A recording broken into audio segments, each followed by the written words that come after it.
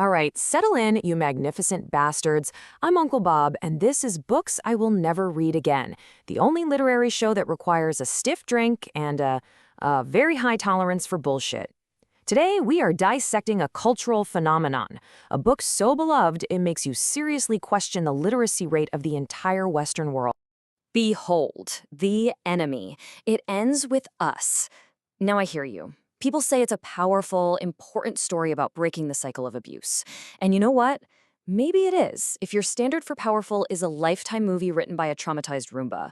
This is not a romance novel, people. It's a field guide to terrible life choices, and it's gift-wrapped in prose so purple it actually stains your eyeballs. We're going in. Pray for me.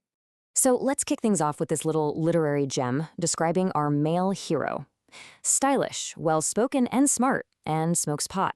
Oh, the complexity, the nuance. It's just like Shakespeare, if Shakespeare had suffered a recent and very severe head trauma. If this were an SAT question, I would ask which one didn't belong. Honey, the only thing that doesn't belong here is this sentence in a published book. Okay, let's get to the charges. The prosecution, that's me, presents charge number 1, a rooftop of morons. The book opens with a scene so monumentally stupid, it really should come with a waiver for any IQ points you're about to lose. So our protagonist, a sentient cheese grater named Lily, is just casually straddling a 12-story ledge. And what deep thoughts are racing through her mind? I can't help but think about suicide. Not my own. Oh, good. Phew. Glad we cleared that up. She's just window shopping existential dread from the express lane to the pavement. It's not suicidal ideation, it's philosophical tourism? What a complete crack-brained dullard. And who should appear on this rooftop of profound thoughts? Our romantic lead. And how does this charming neurosurgeon make his grand entrance? Does he say, hello? No, he aggressively kicks a patio chair. This isn't a meet cute, it's an audition for a domestic violence PSA. See, a normal person greets you.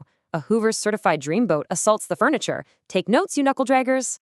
And then, after brutalizing an innocent chair, this piss clown drops this philosophical turd on us. I feel like everyone fakes who they really are, when deep down we're all equal amounts of screwed up. Wow, so deep. Gosh, I haven't heard insights like that since my freshman dorm's late-night bong sessions. That's not a pickup line. It's what you say right before you ask to borrow $20. Which brings us to charge number 2. Lily Bloom, sentient doormat, the woman who hears a guy confess he has the emotional stability of a cornered badger and thinks to herself, yeah, I'll take a ride on that roller coaster. Oh, and she owns a flower shop, because of course she does. So how do we get inside the mind of this void brain protagonist? Through her journal, naturally. But does she write, Dear Diary? Oh no, that's for us plebs. She writes, and I'm not making this up, Dear Ellen. Yeah, that Ellen. And she continues, before I tell you what happened today, I have a really good idea for a new segment on your show. It's called Ellen at Home. I have no words. This is a literary war crime. Who writes their diary to a talk show host? Seriously, who does that? Is this supposed to be character development or a cry for a restraining order? It's like trying to get therapy from a cereal box mascot. Dear Tony the Tiger, he hit me again, but his abs are great. So let's read the official charges against Lily Bloom. Count 1. Criminal naming convention. A florist named Lily Bloom. Come on, that's not a name, it's a failure of imagination. Count 2. Conspiring with a talk show host. Self-explanatory. Count 3. Aiding and abetting bad decisions. Her own, mostly. Count 4. Weaponized clumsiness. And finally, count 5. Being a Pinterest whore. Her words, not mine. Guilty on all counts. Lock her up and throw away the key. The void-brained cheese block head. This leads us right to charge number 3. Ryle versus Atlas, the douche-off. Because of course, one emotionally compromised man wasn't enough. We get 2. It's a battle of the bland, a true clash of the charisma-free titans. Okay, let's look at the tale of the tape. For Ryle Kincaid, his opening gambit is kicking a chair. His profession, rage monster neurosurgeon. Special skill, domestic abuse. My diagnosis, total roid ragey sued. And in the other corner, we have Atlas Corrigan. His opening gambit, being homeless. Profession, sad boy 5-star chef. Special skill, watching Ellen. My diagnosis, the high priest of the obvious. The only real loser in this matchup is anyone who paid money to read about it. And now, for the main event. Charge number 4, crimes against the English language.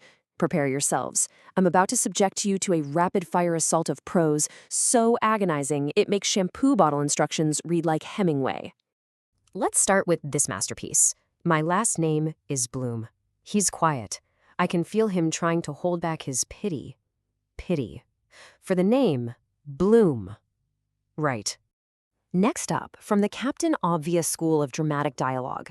You are my wife. I'm supposed to be the one who protects you from the monsters. I'm not supposed to be one. Groundbreaking stuff. And finally, a little something for your live, laugh, love wall art. Cycles exist because they are excruciating to break. Just, wow, so profound. Really? Are you kidding me? This isn't writing, it's a collection of inspirational posters from a high school guidance counselor's office. It's fortune cookie philosophy. It's so painfully on the nose, my own nose started bleeding from secondhand embarrassment. Buzz off, you silly goose. So, let's move on to my final verdict. After wading through this swamp of bad plot, these lobotomized coat rack characters, and prose that would make a Hallmark card blush, what's the final word? Well, I'll let the author herself have a word.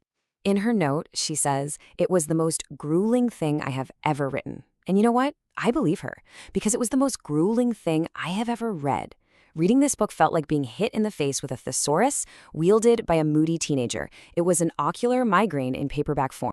And this is the part that really gets me. The book throws out a real horrifying statistic. 85% of women return to abusive situations. So you have this incredibly important, this devastatingly real theme, and you handle it with the literary grace of a monster truck rally. It's like trying to perform brain surgery with a spatula. You don't get credit for tackling a serious subject if you do it this badly. It's not profound, it's just insulting. Which leaves us with one final, haunting question. Is this a bestseller or a cry for help? A cry for help from the millions who bought it. I mean, think about that. I'm Uncle Bob. Now, if you'll excuse me, I need to go rinse my brain out with bleach.